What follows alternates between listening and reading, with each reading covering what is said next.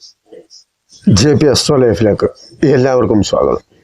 ഇന്ന് നിങ്ങളുമായി പങ്കുവയ്ക്കുന്നത് ബുധൻ കർക്കിടകത്തിൽ സഞ്ചരിക്കുമ്പോൾ 12 രാശിക്കാരുടെയും ഫലം എങ്ങനെയായിരിക്കാം, അശ്വതി മുതൽ രേവതി വരെയുള്ള നക്ഷത്രക്കാർക്ക് അനുഭവപ്പെടുന്ന ഗുണദോഷങ്ങൾ എന്തായിരിക്കാം എന്നുള്ളതാണ് ഈ വീഡിയോയിൽ പറയുന്നത്.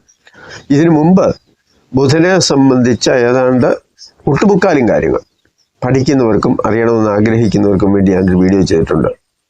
അപ്പോൾ അത് കാണണമെന്ന് ആഗ്രഹിക്കുന്നവർ ബുധന് എന്താണ് ബുധൻ, അല്ലെങ്കിൽ ബുധൻ ജാതകത്തിലും പ്രശ്നത്തിലും ഒക്കെ ബുധനെ സംബന്ധിച്ച കാര്യങ്ങൾ നമ്മൾ പറയുമ്പോൾ അത് ഏതൊക്കെ കാര്യങ്ങളെ സൂചിപ്പിക്കുന്നു എന്നതിൻ്റെ ഒരു വിശദമായ കാര്യം. അപ്പോൾ ബുധനെ മനസ്സിലായതുകൊണ്ട് മാത്രം നമുക്ക് കാര്യങ്ങൾ അറിയാൻ പറ്റുമെന്ന് ചോദിച്ചാൽ ഇല്ല, എല്ലാ ഗ്രഹങ്ങളെക്കുറിച്ചും അറിയണം. എങ്കിലും ഓരോ ഗ്രഹങ്ങളെക്കുറിച്ചും വിശദമായി പഠിക്കുന്നതിന് വേണ്ടിയാണ് ഇങ്ങനെ ഇടയ്ക്കിടയ്ക്ക് ഓരോ ഗ്രഹങ്ങളെക്കുറിച്ച് പറയുന്നത്. ഈ വീഡിയോ ബുധൻ കർക്കിടകൻ രാശിയിൽ നിൽക്കുമ്പോൾ 12 രാശിക്കൂറുകാർക്കും എങ്ങനെയായിരിക്കാം എന്നതിനെ സംബന്ധിച്ചുള്ള ഒരു കാര്യമാണ്.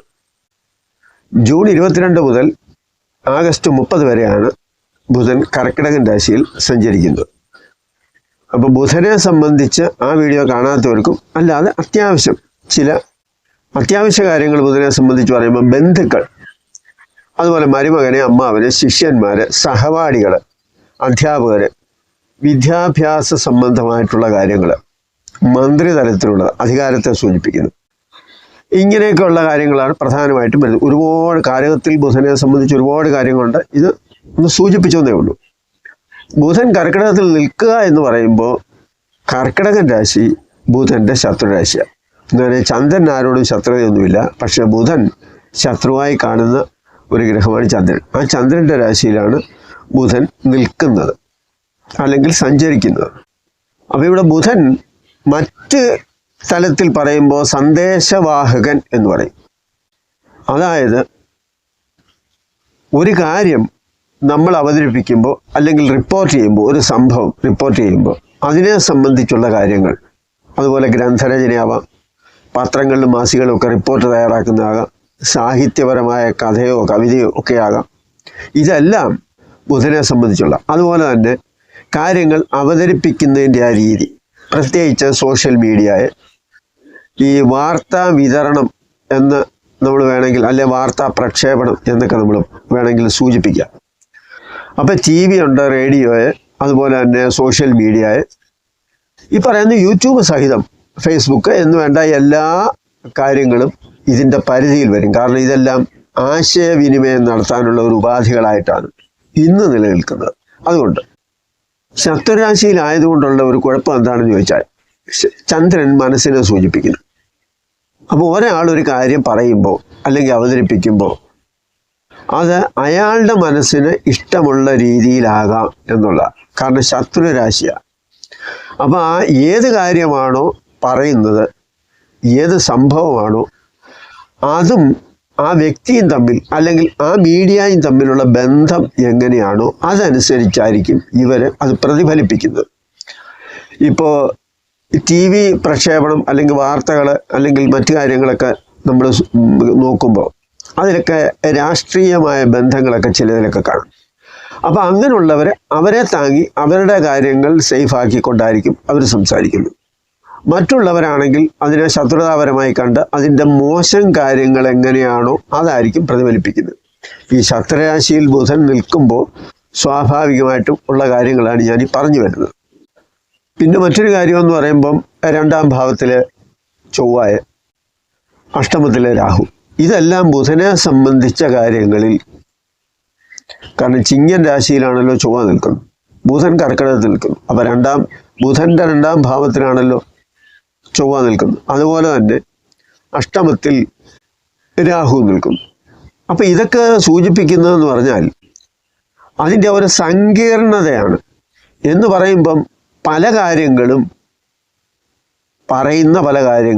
ചിലപ്പോൾ ഇഷ്ടപ്പെടാത്ത രീതിയിലും ഇഷ്ടമല്ലാത്ത രീതിയിലുമായിരിക്കാം എന്നുള്ളത്. അതാണ് ചൊവ്വ എന്ന് പറയുമ്പോൾ ഒന്ന് പ്രതിരോധിക്കുക, അല്ലെങ്കിൽ പോരാട്ടം നടത്തുക, അല്ലെങ്കിൽ എതിർക്കുക, ഇങ്ങനെയൊക്കെയുള്ള കാര്യങ്ങളാണല്ലോ ഈ 2ാം ഭാവം. 2 എന്ന് പറയുമ്പോൾ വാക്കും വരും, ധനവും വരും. അപ്പോൾ സാമ്പത്തികമായി അല്ലെങ്കിൽ അവരുദ്ദേശിക്കുന്ന എന്താണോ അത് നേടിയെടുക്കുന്നതിന് വേണ്ടി അവരേത് തരത്തിലും ഇത് ഉപയോഗിക്കാം എന്നുള്ളതാണ് ഈ കർക്കിടകത്തിലെ ബുധൻ. പിന്നെ മറ്റൊരു കാര്യം എന്ന് പറയുമ്പോൾ ഈ ചൊവ്വയും രാഹുവും ഒക്കെ നിൽക്കുക എന്ന് പറയുമ്പോൾ ചേരി തിരിഞ്ഞുള്ള പോരാട്ടം അല്ലെങ്കിൽ പ്രതിരോധം, അതൊക്കെ എന്ന് പറയുമ്പോൾ പലപ്പോഴും നിലനിൽപ്പിന് വേണ്ടിയുള്ള ഒരു കാര്യമായിട്ട് തന്നെ വരാം പലരുടെയും കാര്യത്തിൽ. അപ്പം മൗഢ്യത്തിലും ശത്രുക്ഷേത്രത്തിലും നിൽക്കുന്ന ഗ്രഹം ഏതായാലും അത് തനതായ ഫലത്തെ നൽകത്തില്ല. ഈ പറഞ്ഞതെല്ലാം പൊതുവായ ചില കാര്യങ്ങളാണെന്ന് കൂടി ഓർമ്മിപ്പിക്കുന്നു. കാരണം ഇത് വെച്ചിട്ട് നിങ്ങളുടെ ഓരോരുത്തരുടെയും ജാതകം ഇങ്ങനെ ആയിരിക്കും എന്നല്ല. നിങ്ങളുടെ ജാതകത്തിൽ ബുധൻ ചിലപ്പോൾ നല്ല നിലയിലായിരിക്കാം, പഞ്ചമഹാപുരുഷ യോഗ അങ്ങനെയുള്ള ആ രീതിയിലായിരിക്കാം, ശത്രു ക്ഷേത്രത്തിലോ അല്ലെങ്കിൽ നീചത്തിലോ ഒക്കെ ആയിരിക്കാം.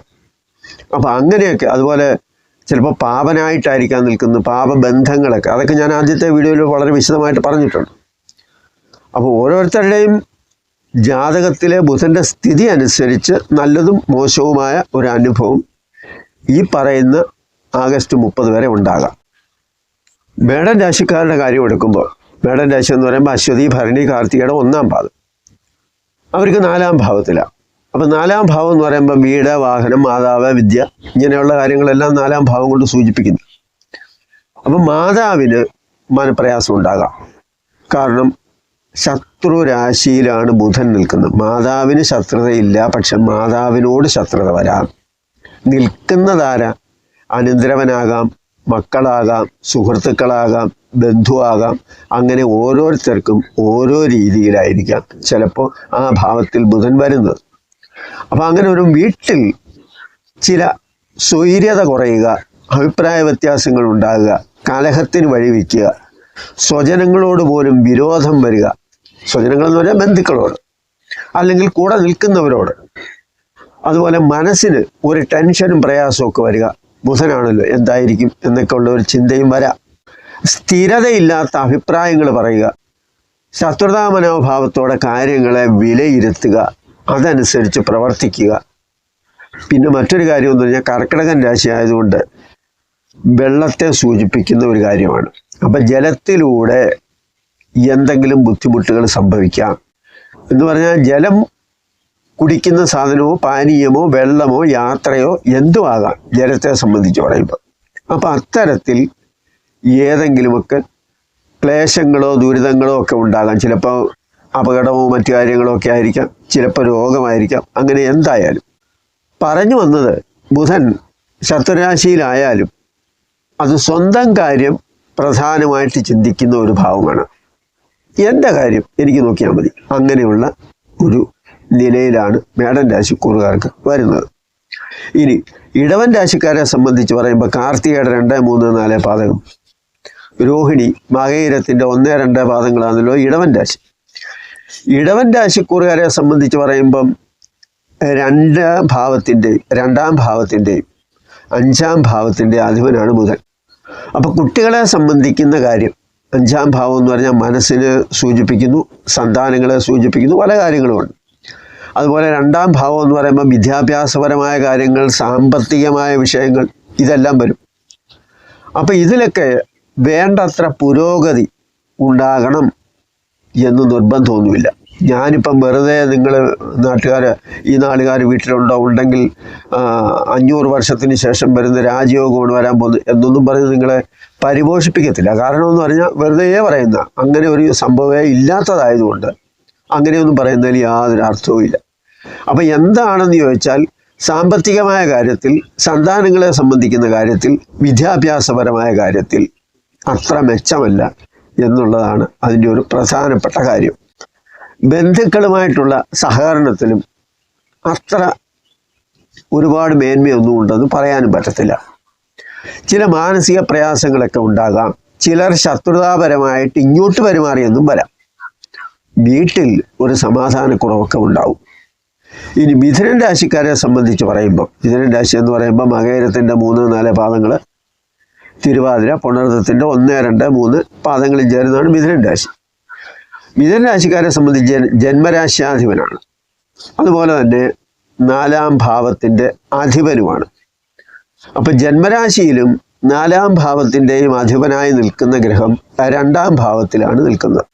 അപ്പം സാമ്പത്തികമായ വിഷയങ്ങളിൽ കൈകാര്യം ചെയ്യുന്ന രീതിയിൽ ചില അപാകതയൊക്കെ വരാം എന്നുള്ളതേ ഉള്ളൂ. കാരണം ശത്രുരാശിയാണ്. ഇപ്പം ആരെങ്കിലും ബുധനാണ്, അത് കമ്മ്യൂണിക്കേഷനെ സൂചിപ്പിക്കുന്ന ഒരു കാര്യമാണ്. അതുപോലെ തന്നെ ബന്ധുക്കളെയും സുഹൃത്തുക്കളെയും ഒക്കെ സൂചിപ്പിക്കുന്ന കാര്യമാണ്. അപ്പം സാമ്പത്തികമായ കാര്യങ്ങളിൽ എന്തെങ്കിലും ചിലപ്പോൾ ആലോചിക്കാതെ എന്തെങ്കിലുമൊക്കെ സഹായം ചെയ്യുകയോ അല്ലെ അങ്ങനെയൊക്കെയുള്ള കാര്യങ്ങൾ വല്ലതും വന്നാൽ അത് ചിലപ്പോൾ ഒരു ബുദ്ധിമുട്ടായിട്ട് വരാം. ആലോചിച്ച് തന്നെ വേണം. കാരണം ആളും തരമൊക്കെ അറിഞ്ഞതിന് ശേഷം മതി അങ്ങനെയുള്ള കാര്യങ്ങളൊക്കെ. കാരണം ജന്മരാശിയാധിപനും 4-ാം ഭാവാധിപനും 2-ാം ഭാവത്തിൽ നിൽക്കുക എന്ന് പറയുമ്പോൾ ശത്രുരാശി ആണെങ്കിലും സാമ്പത്തികമായ ചില ഗുണങ്ങളൊക്കെ ചിലപ്പോൾ ഉണ്ടാകും. അപ്പം അങ്ങനെ നിൽക്കുമ്പോൾ മനസ്സിന് അത്തരത്തിലുള്ള ഒരു പ്രയാസമൊന്നും ഉണ്ടാകേണ്ട കാര്യമൊന്നുമില്ല. അതുപോലെ ഭക്ഷണത്തെ സംബന്ധിക്കുന്ന കാര്യങ്ങൾ. പിന്നെ മറ്റൊരു കാര്യമെന്ന് പറഞ്ഞാൽ നേരത്തെ പറഞ്ഞതുപോലെ ജലരാശി ആയതുകൊണ്ട്, കർക്കിടകൻ രാശി ആയതുകൊണ്ട് സ്വാഭാവികമായിട്ടും ചിലർക്ക് ശ്വാസം മുട്ടലോ അല്ലെങ്കിൽ ജലദോഷമോ ഇങ്ങനെയൊക്കെയുള്ള കാര്യങ്ങളൊക്കെ ചിലപ്പോൾ ഉണ്ടായെന്ന് വരാം. വിദ്യാഭ്യാസ സംബന്ധമായുള്ള കാര്യം പറയുമ്പോൾ, കാരണം 4-ാം ഭാവമാണ്, 4-ാം ഭാവാധിപനാണ്. 4-ാം ഭാവാധിപൻ എന്ന് പറയുമ്പോൾ വീടുമായിട്ട് ബന്ധപ്പെട്ട കാര്യങ്ങളാണ്. അപ്പോൾ വീട്ടിലെ കാര്യങ്ങൾക്ക് വേണ്ടി വല്ല ലോണോ ബാധ്യതയോ മറ്റു കാര്യങ്ങളോ എന്തെങ്കിലും ഉണ്ടെങ്കിൽ അതൊരു സാമ്പത്തിക പ്രശ്നമായിട്ട് തന്നെ നിലനിൽക്കില്ല. കാരണം ഇതെല്ലാം അടച്ചു പോകണമല്ലോ. അപ്പോൾ അതുപോലെ തന്നെ വിദ്യാഭ്യാസ സംബന്ധമായ 2-ാം ഭാവം, വിദ്യാഭ്യാസ സംബന്ധമായ കാര്യം, അത് മക്കളെ സംബന്ധിക്കുന്ന കാര്യമായാലും ആരെ സംബന്ധിക്കുന്ന കാര്യമായാലും വീടിനെ സംബന്ധിക്കുന്ന കാര്യം, വീട്ടുപകരണങ്ങളെ, വീട്ടിലുള്ളവരെ, ഇവർക്കൊക്കെ വേണ്ടിയുള്ള സാമ്പത്തിക ബാധ്യതയും അതുപോലെ തന്നെ വിനിയോഗവും ഒക്കെ വരാം. അതുപോലെ തന്നെ ബന്ധുക്കളൊക്കെ ചിലപ്പോൾ സാമ്പത്തികമായ എന്തെങ്കിലുമൊക്കെ കാര്യം ലഭിക്കും എന്ന രീതിയിൽ ചിലപ്പോൾ ബന്ധുക്കളോ സുഹൃത്തുക്കളോ ആരെങ്കിലും അടുത്തുകൂടാം. അപ്പം അങ്ങനെയൊക്കെയുള്ള കാര്യങ്ങൾ സാമ്പത്തികമായ രീതികൾ, അതായത് സാമ്പത്തികം കൈകാര്യം ചെയ്യുമ്പോൾ നമ്മൾ വളരെയേറെ ശ്രദ്ധിക്കണം എന്നാണ് ഇതിലൂടെ നിങ്ങളെ ഓർമ്മിപ്പിക്കുന്നത്, അല്ലാതെ വേറെ ഒന്നുമല്ല. ഇനി കർക്കിടകൻ രാശിക്കാരെ സംബന്ധിച്ച് പറയുമ്പോൾ, കർക്കിടകൻ രാശി എന്ന് പറയുമ്പോൾ പുണർദത്തിൻ്റെ 4-ാം പാദം, പൂയം, ആയില്യം.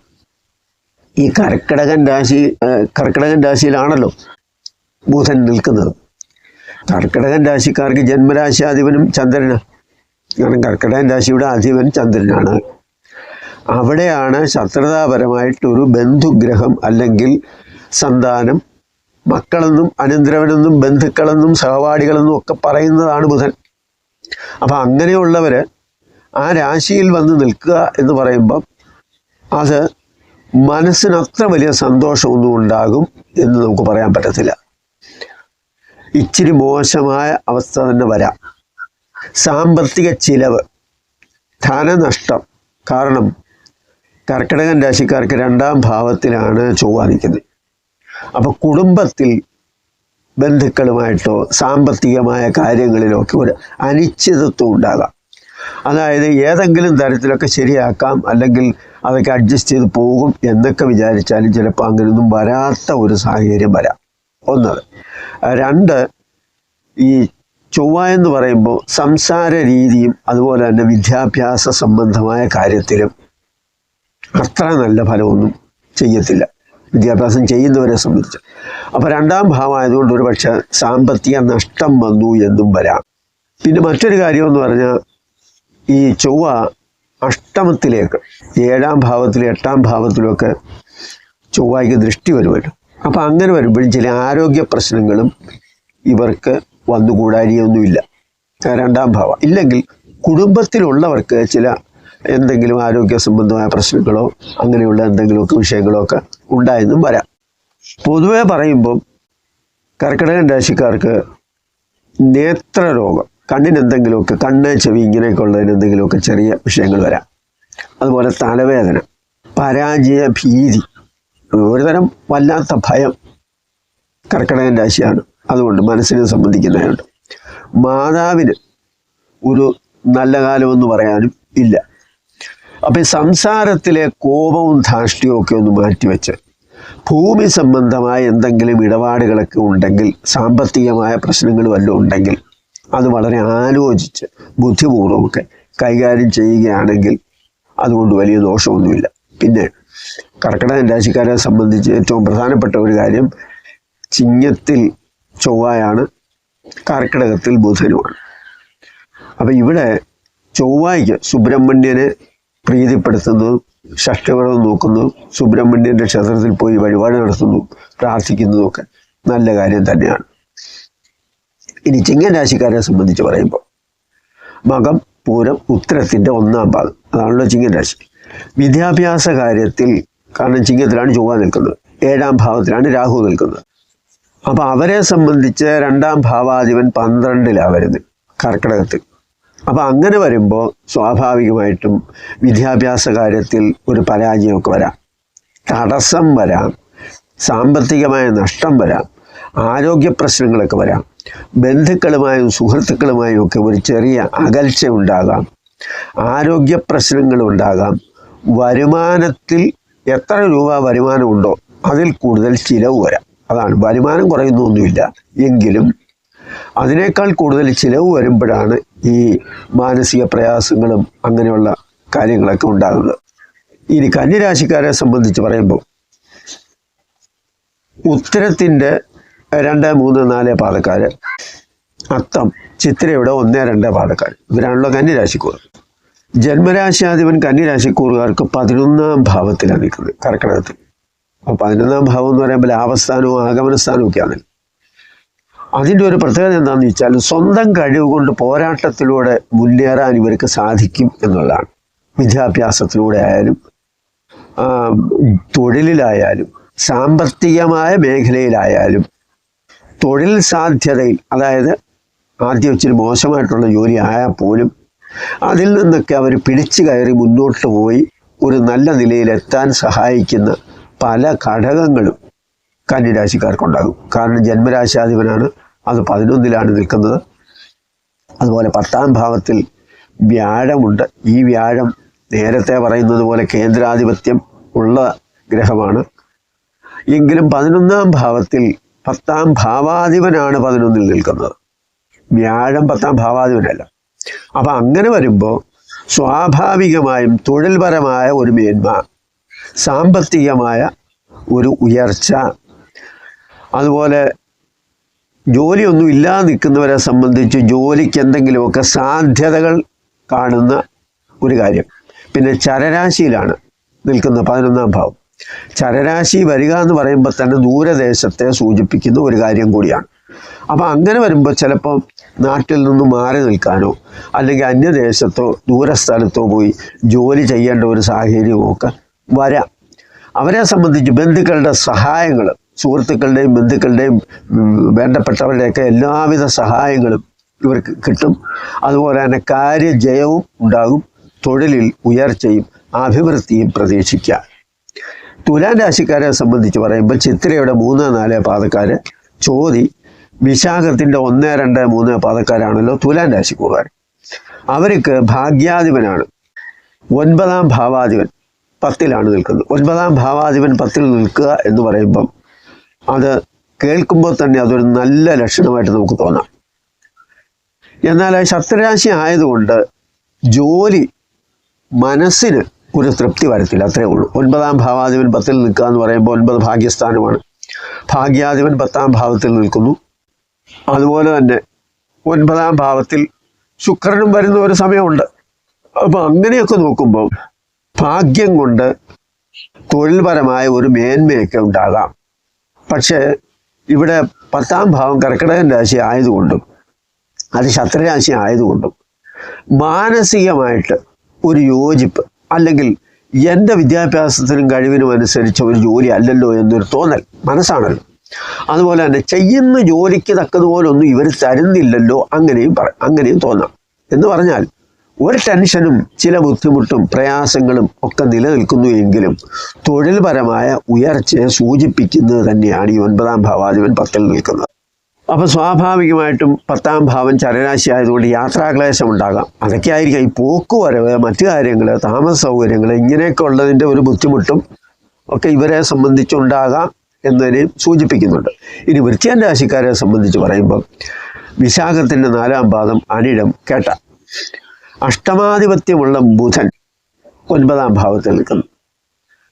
അപ്പോൾ സന്താനങ്ങളുടെ കാര്യത്തിൽ 9-ൽ അഷ്ടമാധിപനാണ് 9 നിൽക്കുന്നത്. 9-ാം ഭാവം എന്ന് പറയുമ്പോൾ പിതാവിനെ സൂചിപ്പിക്കാം. അതുപോലെ തന്നെ സന്താനങ്ങളെയും സൂചിപ്പിക്കും. 5, 9 ഭാവങ്ങൾ സന്താനങ്ങളെയും സൂചിപ്പിക്കുന്ന കാര്യങ്ങൾ തന്നെയാണ്. 5 മാത്രമൊന്നുമല്ല, 9ഉം അതിനകത്ത് വരും. അപ്പം അങ്ങനെ വരുമ്പോൾ ചില വിഷമതകളൊക്കെ അക്കാര്യത്തിൽ മനസ്സിലുണ്ടാകാം. 11ാം ഭാവാധിപൻ കൂടിയാണ് ബുധൻ. കാരണം വൃശ്ചിക രാശിക്കാർക്ക് കന്യരാശി 11ാം ഭാവം വരും. അപ്പം 11ാം ഭാവാധിപനും അതുപോലെ തന്നെ അഷ്ടമാധിപനും അങ്ങനെയുള്ള ബുധനാണ് ഭാഗ്യസ്ഥാനത്ത് നിൽക്കുന്നത്. അപ്പം ഇച്ചിരി കഷ്ടപ്പാടും, അഷ്ടമാധിപത്യം എന്ന് പറയുമ്പോൾ അത്ര ഒരുപാട് മേന്മയെ പറയണ്ട, എങ്കിലും കാര്യങ്ങളൊക്കെ മുന്നോട്ട് പോയി ഒരു നല്ല നിലയിലെത്താനൊക്കെ ഉള്ള സാഹചര്യങ്ങളൊക്കെ നമുക്കുണ്ടാകും. അതാണ് 9ൽ നിൽക്കുക എന്ന് പറയുമ്പോൾ. അഷ്ടമാധിപത്യവും 11ാം ഭാവാധിപത്യവും ഉണ്ട്. ഈ 11ാം ഭാവാധിപത്യം നല്ലതാണ്, അഷ്ടമാധിപത്യം അത്ര നല്ലതുമല്ല. പിന്നെ 9ൽ ഗോചരത്തിൽ ബുധൻ നിൽക്കുന്നത് അത്ര വലിയ കാര്യമാണോ എന്ന് ചോദിച്ചാൽ അത്ര വലിയ കാര്യവുമല്ല. എങ്കിലും എല്ലാവരുടെയും ജാതകത്തിൽ ഇങ്ങനെ ആയിരിക്കണമെന്നൊന്നുമില്ലല്ലോ. അപ്പം സ്വാഭാവികമായും വൃശ്ചിക രാശിക്കാർക്ക് തൊഴിൽപരമായും വിദ്യാഭ്യാസപരമായുള്ള കാര്യത്തിൽ ചില പ്രയാസങ്ങളൊക്കെ ഉണ്ടാകാം. അതുപോലെ തന്നെ അതൊക്കെ തരണം ചെയ്ത് മുന്നോട്ട് പോകാനുള്ള ഒരു മനസ്സുണ്ടെങ്കിൽ അവർക്ക് അഭിവൃദ്ധിയെയും സൂചിപ്പിക്കുന്നുണ്ട്. കാരണം ഈ അഷ്ടമാധിപൻ വരിക എന്ന് പറഞ്ഞാൽ ആരോഗ്യ സംബന്ധമായ പ്രശ്നങ്ങളും ഒക്കെ ചിലപ്പോൾ ഇതിനകത്ത് വന്നുകൂടാ.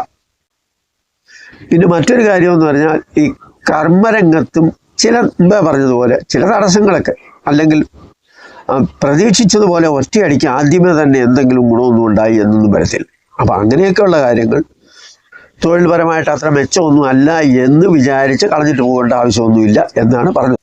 ധനുരാശിക്കാരെ സംബന്ധിച്ച് പറയുമ്പം മൂലം, പൂരാടം, ഉത്തരാടത്തിൻ്റെ 1ാം പാദം, അതാണല്ലോ ധനുരാശി. കേന്ദ്രാധിപത്യ ദോഷമാണല്ലോ ബുധന് വരുന്നത്. പക്ഷേ ഈ കേന്ദ്രാധിപത്യ ദോഷം പറയുമ്പോൾ വ്യാഴത്തിൻ്റെ ദോഷത്തിൻ്റെ പകുതിയേ ഉള്ളൂ ശുക്രൻ. ശുക്രൻ്റെ പകുതി ദോഷമേ ഉള്ളൂ ബുധന്. അതുകൂടി ഇപ്പോഴൊന്ന് ഓർത്തിരിക്കുന്നത് നല്ലതാണ്. അപ്പോൾ ആ 10ാം ഭാവാധിപനായ ബുധൻ ധനുരാശിക്കാരെ സംബന്ധിച്ച് അഷ്ടമത്തിൽ വരുന്നു. അതും ശത്രുരാശിയിലാണ് വരുന്നത്. അപ്പോൾ സാമ്പത്തിക ലാഭം 7, 10 ഭാവാധിപന്, 7ൻ്റെയും 10ൻ്റെയും ഭാവാധിപനാണല്ലോ ബുധൻ. അപ്പം സാമ്പത്തികമായിട്ട് ചില മേന്മയൊക്കെ ഉണ്ടാകും, തൊഴിൽപരമായ ചില ഗുണങ്ങളും ലഭിക്കും. എന്നാൽ മനസ്സിന് യാതൊരു സുഖം ഉണ്ടാകത്തില്ല.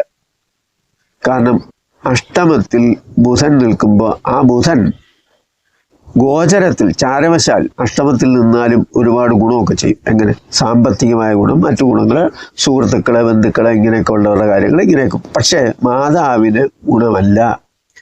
പല കാര്യത്തിലും മാതാവിന് ക്ലേശത്തെ ഉണ്ടാക്കും. കാരണം ചന്ദ്രനെ ശത്രുവായിട്ടാണ് ബുധൻ കാണുന്നത്. എന്ന് പറഞ്ഞാൽ മാതാവ് പറയുന്ന എല്ലാ കാര്യങ്ങളെയും അംഗീകരിച്ചു കൊടുക്കത്തൊന്നുമില്ല. അവരവരുടേതായ രീതിയിൽ തന്നെ മുന്നോട്ട് പോകും. അതിൻ്റേതായ ചില ക്ലേശങ്ങളും ചില പ്രയാസങ്ങളുമൊക്കെ മാതാവിന് ഉണ്ടാവുകയും ചെയ്യും. വേണ്ടാത്ത കാര്യങ്ങൾ ആലോചിച്ച് അതിൻ്റെ പുറകെ പോകും. അതും ഇതിനകത്തിലുള്ള, കാരണം ബുധൻ കമ്മ്യൂണിക്കേഷനാണല്ലോ, ചന്ദ്രൻ മനസ്സിൻ്റെ ആളാണല്ലോ. അപ്പം ഇങ്ങനെ ഓരോ കാര്യങ്ങൾ, ആവശ്യമില്ലാത്ത കാര്യങ്ങളും ആവശ്യമുള്ള കാര്യങ്ങളും ഒക്കെ ഇങ്ങനെ വിചാരിച്ച് മനസ്സിങ്ങനെ ഒരു വല്ലാത്ത അവസ്ഥയിൽ കൊണ്ടെത്തിക്കുന്ന ഒരു കാര്യം കൂടി നമുക്കിവിടെ പറയേണ്ടി വരും. വിദ്യാഭ്യാസ കാര്യത്തിലൊക്കെ വിചാരിച്ചതുപോലുള്ള ഗുണമൊന്നും ചിലപ്പോൾ ഉണ്ടായെന്നും വരത്തില്ല. അപ്പോൾ കുറേ നല്ല കാര്യങ്ങളും അല്പം മോശം കാര്യങ്ങളും ഒക്കെ ഉണ്ടാകാം എന്നതാണ് ഇവിടെ സൂചിപ്പിക്കുന്നത്. മകരം രാശിക്കാരെ സംബന്ധിച്ച് പറയുമ്പം ഉത്രാടത്തിൻ്റെ 2, 3, 4 പാദക്കും, തിരുവോണം, അവിട്ടത്തിൻ്റെ 1, 2 പാദം, ഇതാണല്ലോ മകരം. അപ്പോൾ 7ലാണ് ബുധൻ. 7ാം ഭാവം, മകരത്തിൻ്റെ 7ാം ഭാവം കർക്കിടക രാശിയാണല്ലോ. അപ്പോൾ 7ലാണ് ബുധൻ നിൽക്കുന്നത്. ആ ബുധൻ ശത്രുരാശിയിലാണ്. അതുപോലെ തന്നെ മകരം രാശിക്കാരെ സംബന്ധിച്ച് 6ാം ഭാവാധിപനാണ് 7ൽ നിൽക്കുന്നത്. അപ്പം 6ാം ഭാവാധിപൻ 7ൽ വരിക എന്ന് പറയുമ്പോൾ മനസ്സിൽ തന്നെ ഒരു വല്ലാത്ത ഒരവസ്ഥ വരിക. അവനവനോട് തന്നെ ഒരു പ്രയാസവും വിഷമവും ദുഃഖവും, ഞാൻ ഇങ്ങനെയായി പോയല്ലോ, അല്ലെങ്കിൽ ഇങ്ങനെയൊക്കെ ആണല്ലോ, ഞാൻ അങ്ങനെയൊന്നും വിചാരിച്ചില്ലല്ലോ എന്നൊക്കെ ചില ചിന്തകൾ വരാം. കാരണം 6ാം ഭാവാധിപനാണ് 7ൽ നിൽക്കുന്നത്. അതുകൊണ്ട് 7ാം ഭാവം എന്ന് പറയുമ്പോൾ മാർഗസ്ഥാനമായിട്ട് വരാം. കുടുംബ ബന്ധങ്ങൾ, ഭാര്യാഭർത്തൃ ബന്ധം, അതുപോലെ തന്നെ പൊതുവഴി, ഇതെല്ലാം 7ാം ഭാവമാണല്ലോ.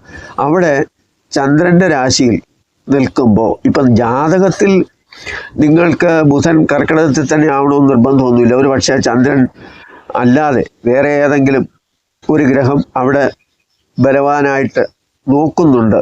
അങ്ങനെയൊക്കെ ഉണ്ടെങ്കിൽ ഇങ്ങനെയൊന്നും ആയിരിക്കത്തില്ലല്ലോ ഫലം. അപ്പം പൊതുവെ നോക്കുമ്പോൾ മനപ്രയാസം, അതുപോലെ തന്നെ ഒരു ശത്രുതാ മനോഭാവം അവനവനോട് തന്നെ ഉണ്ടാകാം, ചിലപ്പോൾ ബന്ധുക്കളോടും ഉണ്ടാകാം, ചിലപ്പോൾ മാതാവിനോട് വരാം, അങ്ങനെ പലരോടും വരാം. യാത്രാക്ലേശം, അഭിപ്രായ വ്യത്യാസങ്ങൾ, 7ാം ഭാവം, ഭാര്യയും ഭർത്താവും തമ്മിലും അത്ര വലിയ അടുപ്പമൊന്നും ഉണ്ടാകത്തില്ല ശത്രുരാശിയായതുകൊണ്ട്. എന്ന് പറയുമ്പോൾ വീട്ടിൽ ഈ ചിലർ പറയുമല്ലോ അമ്മായിയമ്മ പോലെ മരുമോട് പോലെ അങ്ങനെ ഇങ്ങനെയെന്നൊക്കെ പറയുമല്ലോ. അപ്പോൾ അതിൻ്റെയൊക്കെ ചില സൂചനകളൊക്കെ ഇതിനകത്ത് വേണമെങ്കിൽ പറയാം എന്നുള്ളതേ ഉള്ളൂ. പക്ഷെ അങ്ങനെ ഉണ്ടാകണമെന്ന് നിർബന്ധമൊന്നുമില്ല, ഞാനങ്ങ് പറഞ്ഞു എന്നുള്ളതേ ഉള്ളൂ. അതുപോലെ ആരോഗ്യ പ്രശ്നങ്ങൾ, കൂടെ നിൽക്കുന്നവരോടും ബന്ധുക്കളോടും അത്ര നല്ല സഹകരണം വീട്ടിലുള്ളവരോടും ഉണ്ടാകണമെന്നൊന്നും ഇല്ല. അതാണ്. പിന്നെ വിദ്യാഭ്യാസ സംബന്ധമായിട്ടും വലിയ പുരോഗതിയൊന്നും ഉണ്ടാകും എന്ന് പ്രതീക്ഷിക്കാനുമില്ല. കാരണം മകരൻ രാശിക്കാരെ സംബന്ധിച്ചിടത്തോളം 3ാം ഭാവത്തിൽ ശനിയുണ്ട്, അത് വളരെ നല്ലതാണ്. കുംഭൻ രാശിക്കാരെ സംബന്ധിച്ച് പറയുമ്പോൾ അവിട്ടത്തിൻ്റെ 3, 4 പാദങ്ങൾ, ചതയം, പൂരിട്ടാദിയുടെ 1, 2, 3 പാദങ്ങളാണ് കുംഭൻ രാശി. അഷ്ടമാധിപൻ, അപ്പോൾ അഷ്ടമാധിപൻ 6ൽ നിൽക്കുക, 6ാം ഭാവാധിപൻ അഷ്ടമത്തിൽ നിൽക്കുക. ഇതൊക്കെ ജാതകത്തിൽ ചില വിപരീത രാജയോഗം എന്നൊക്കെ വേണമെങ്കിൽ നമുക്ക് പറയാം. പക്ഷെ ഗോചരത്തിൽ അത്ര വലിയ രാജയോഗം ഒന്നും ഉണ്ടാകുമെന്നൊന്നും എനിക്ക് തോന്നുന്നില്ല. പൊതുവെ എല്ലാവരുമായി യോജിച്ചു പോകാനൊക്കെ ഒരു ബുദ്ധിമുട്ട് വരും. കൂടെ നിന്നവരും ചിലപ്പോൾ എതിരാകാം. എന്ന് പറയുമ്പോൾ നമ്മൾ കുറേ സഹിച്ചും ക്ഷമിച്ചും ഒക്കെ മുന്നോട്ട് പോകേണ്ടതായിട്ട് വരും. അത് യാത്രയുടെ കാര്യമായാലും ജോലിയുടെ കാര്യമായാലും വീട്ടിലുള്ളവരുടെ കാര്യമായാലും ഏത് കാര്യമായാലും ബുധനാണ്. അതുപോലെ തന്നെ മറ്റുള്ളവരുമായി പങ്കുവയ്ക്കുന്ന ആശയവിനിമയമായാലും എല്ലാം കുറച്ചൊക്കെ ഒന്ന് ആലോചിച്ചും സൂക്ഷിച്ചുമൊക്കെ വേണം. അതുപോലെ തന്നെ അഷ്ടമാധിപൻ 6ാം ഭാവത്തിൽ നിൽക്കുക എന്ന് പറഞ്ഞാൽ ദൂരദേശം അല്ലെങ്കിൽ അന്യദേശം, ബന്ധനം, ഇങ്ങനെയൊക്കെയുള്ള കാര്യങ്ങൾ ഒക്കെ നമുക്ക് വേണമെങ്കിൽ സൂചിപ്പിക്കാം. അതുപോലെ തന്നെ ആരോഗ്യ സംബന്ധമായ പ്രശ്നങ്ങളും വരാം. 6ാം ഭാവമല്ലേ, ശ്വാസം മുട്ടൽ വരാം, ഹൃദയ സംബന്ധമായ എന്തെങ്കിലുമൊക്കെ പ്രശ്നങ്ങൾ വരാം, പ്രഷർ വരാം. അപ്പോൾ ഇങ്ങനെയൊക്കെ ഉള്ള ആരോഗ്യ പ്രശ്നങ്ങളൊക്കെ ഉള്ളവർ, നേരത്തെ ഉള്ളവർ വളരെയേറെ സൂക്ഷിക്കുക. അതുപോലെ വിദ്യാഭ്യാസ കാര്യത്തിൽ വലിയ മെച്ചമൊന്നും ഉണ്ടാകാനുള്ള സാധ്യതയില്ല.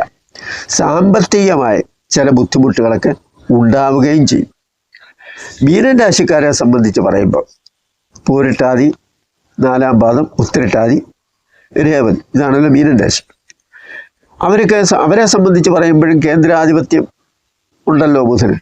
കാരണം 4ാം ഭാവത്തിൻ്റെ 7ാം ഭാവത്തിൻ്റെ ആധിപത്യമുള്ള ബുധനാണ് 5ാം ഭാവത്തിൽ നിൽക്കുന്നത്.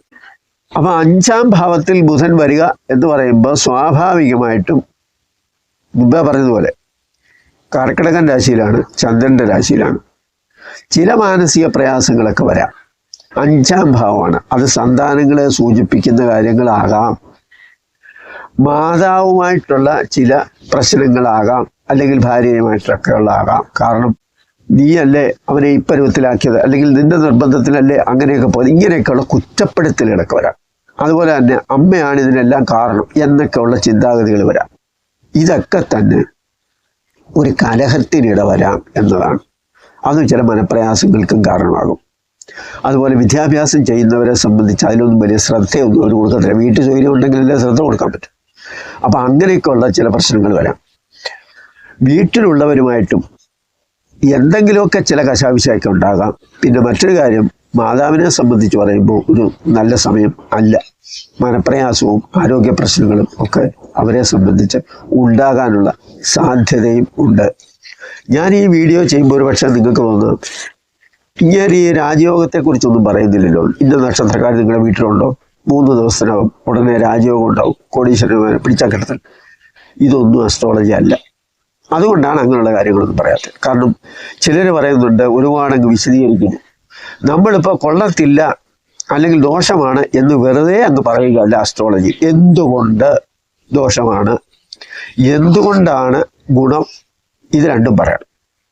അപ്പോൾ പൊതുവെ ഈ 12 രാശിക്കാർ, ചില രാശിക്കാർക്കൊക്കെ, എല്ലാ രാശിക്കാരെ സംബന്ധിച്ചും ബുധൻ്റെ ചില ഗുണങ്ങളൊക്കെ ഉണ്ടാകും. അതുപോലെ തന്നെ ചില രാശിക്കാർക്ക് അല്പം കൂടുതൽ വിഷമതകളും ഉണ്ടാകാം എന്നുള്ള. ബുധനെ സംബന്ധിച്ച് പറയുമ്പോൾ കർക്കിടകത്തിലെ ബുധനാണ്. അപ്പം സ്വാഭാവികമായിട്ടും ദേവീ സാന്നിധ്യം കുടുംബ പരദേവത ആരാണോ അവരെ ആരാധിക്കുക, അവിടെ പോയി തൊഴുക, എന്തെങ്കിലുമൊക്കെ വഴിപാടുകൾ നടത്തുക. ദേവീ സാന്നിധ്യം ശത്രുരാശിയായിട്ട് നിൽക്കുക എന്ന് പറയുമ്പോൾ കർക്കിടകൻ രാശി ചന്ദ്രനാണ്. ചന്ദ്രൻ ഭഗവതിയെ സൂചിപ്പിക്കുന്ന ഒരു കാര്യമാണ്. അതുകൊണ്ടാണ് ഇങ്ങനെ പറഞ്ഞത്. അപ്പം എന്തായാലും ഒരു നല്ല സമയം നിങ്ങളുടെ ജീവിതത്തിലും ഉണ്ടാകട്ടെ എന്ന് ആശംസിച്ചുകൊണ്ട് നിർത്തുന്നു. നന്ദി, നമസ്കാരം.